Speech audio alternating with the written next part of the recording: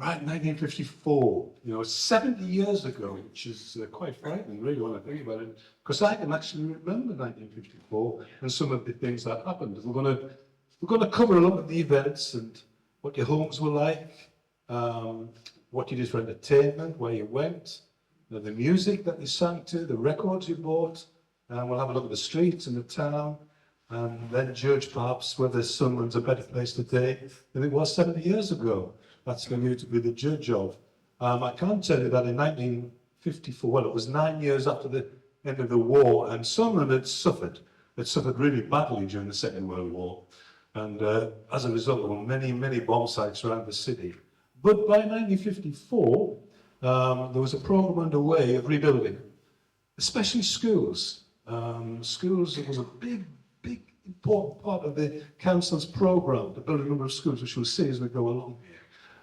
But of course, they'd already built bins the year before, so building was very important, and Sunderland were going forward. The industries were good, the river was very busy, the shipyards, the mines, as you'll see, as I carry on with the photographs, were busy. So what we're going to imagine, you're coming to visit Sunderland for a look around and perhaps go shopping, as people do today, not. So we're going to arrive in Sunderland, let's hope everything works. See what memories we have. You're going to arrive in Sunderland at the railway station. Of course, the Sunderland railway station was a different kettle of fish in 1954 because it was open air. There was no roof to it. It had been bombed during the war. However, see where you didn't get wet, of course. But in bad weather, it wasn't very nice. But that's what it looked like. It hasn't changed that much, I think. But it was neat and tidy with flowers there because the sunshine could get in. And we wait for the train. We wait for you to arrive. Come and visit Sunderland. And of course, here you're coming in the old steam train. The diesels weren't around yet. The old steam train, you're going to arrive on the platform, and you've got your shopping bag, and then you've got to decide which end of the station you want to leave. Do you want to leave the south end, or do you want to leave the north end? The south end, of course, had just been built. And all, I should say. This is what it used to look like. Read 54, this is what the south end of the station looked like. See the town hall in place. Everybody's smart. You come to the town then, you got dressed. But 1955, end of 54, early 55, they started to build it. And here they are building it. And if you look carefully, so the building at the back of it, if I press the right button, press the right button or press the wrong button. Anyway, if you look at the building at the back of it, you can see that it's bins selling motor cars. They're selling Jags. They're selling, I'm trying to have a look there, Daimlers, Jags, Austin Morris, etc. That was in Union Street, bins for cars. So there's the new station that's just opened. People are smart again, you've arrived. Or then again, you might have wanted to go out of the north end of the station. And there it is. You might remember the north end of the station because it had that machine for your luggage, didn't it? You put a shilling in the machine there on the top, on the left. And you could print out your name or your number. I remember when I was at school, we would print words out and stick it inside your desk. And you could weigh yourself at the same time there. That's the north end of the station, which remained there till 1966, when it was knocked down and Littlewoods was built on the site. And there it is. That's what it looked like in 1954. We've got a huge tower there as well. The clock's broken, I noticed. And there was Finlay's the tobacconist at the bottom. And what press this one? I'm not sure how the pointer works. Finlay's the tobacconist at the bottom, as well as Smiths and Stevensons. Can you remember that? They sold cakes and confectionery.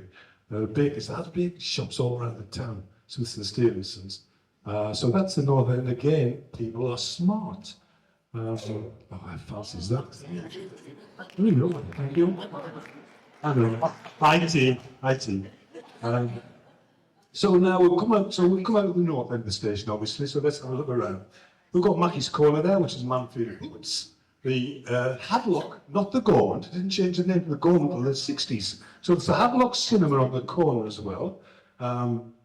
Two-way traffic. In fact, traffic's going on always. I think if you look at it, Shares of Fawcett Street is down the bottom end, but they always call themselves Shares of Fawcett Street because that a building roughly where the photographer is as well. That got burnt away. He shared a few buildings burnt, did he, in his time. And there we are, Walkers and Jewels on the corner. You've got J. Jones, if you look down next to the Rainy Fusion. J. Jones. There was a little tobacconist, I think. I can't see whether you can make it out. Between J. Jones and the Ready Fusion, there was a little sort of tobacconist that you could go into. J. Jones also had a shop there, and round the corner, she had the biggest shop.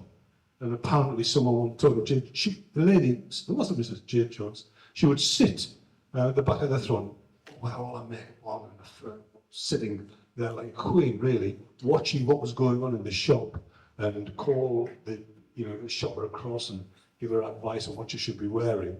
Something, for goodness sake. So look at this here. So we've got the Grand Hotel there at the back, you can just see. And so we're still on the corner. We're looking up to Blackett's because in 1954 there were a number of big stores in the town. The Blackett's, as you can see there, Bins. Let's go through them. Kennedy's, Woolworths, Joplins. And there's a tale about Joplins later on in 1954. So there's plenty of Kennedy's. If I mentioned Kennedy's, there were plenty of department stores in the town. In 1954, you notice on a lot of the photographs the trams are running alongside the buses because this was the final year of the trams in Sunderland. October the 2nd was the final day the tram ran in Sunderland that year.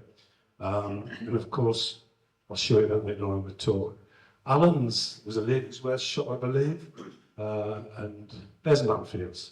Now, I know this building's been just vacated recently, hasn't it? Master Debonair were in selling clothes and a little cafe next door. The doorway of where the Ready Fusion was, I think that must have been taken over at some point by Manfields. Because the next time in the town, have a look in that doorway, and the floor of the doorway has a fancy M done. It's still there in tiles. But Manfields, long Mackie's Corner. Further down, we have the arcade, the new arcade as it was called then. It was almost called the New Arcade because there was an older arcade until 1935 down High Street East.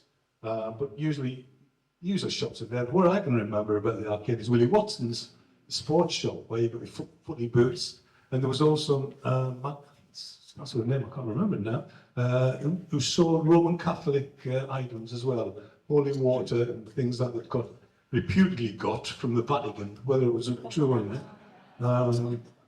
And Layman's there as well. Let's go round into Forster Street very quickly in this quick tour before I start talking about the place. Simmons was next to Woolworths, and Simmons was run at that time in 54 by Charles Slater's father. He was the manager. If you remember Charles Slater, he was the mayor of Sunderland, member of the Jewish community. His father, a lot of the Jewish community actually ran businesses in the town in 54. I think mid-50s, arguably the Jewish community was at its zenith, because 1,500 of them in the city, running businesses, shops, firms, solicitors, doctors, etc., and investing their money back into the city, into the town. We've lost that, unfortunately.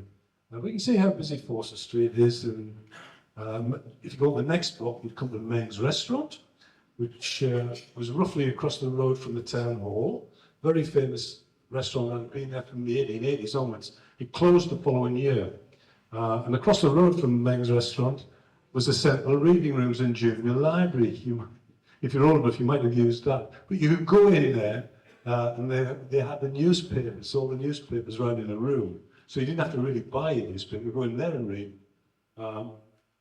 Again, looking up the same street, we've got the new bins that had just been opened in the December of the previous year. The town hall across on the right. Two-way traffic as well. And we're going across the road. Nice to look at the fashions a little bit of 1954. You know, jeans or anything like that. I'm not saying they were smart, but at least they made an effort, didn't they? And I don't know whether they knew there was a photographer there. That boy on the right seems to be marching across the zebra crossing, doesn't he? He's marching across. We'll come around into High Street West now. No yellow lines or anything like that. You park anywhere, really. It's totally free to subscribe to our channel, and we'll let you know when there's a new video to watch. The subscribe button is below the video, next to the like, share and comment icons. The link to our Facebook site is in the top comment right next to our link to explore the Sunderland Antiquarians website.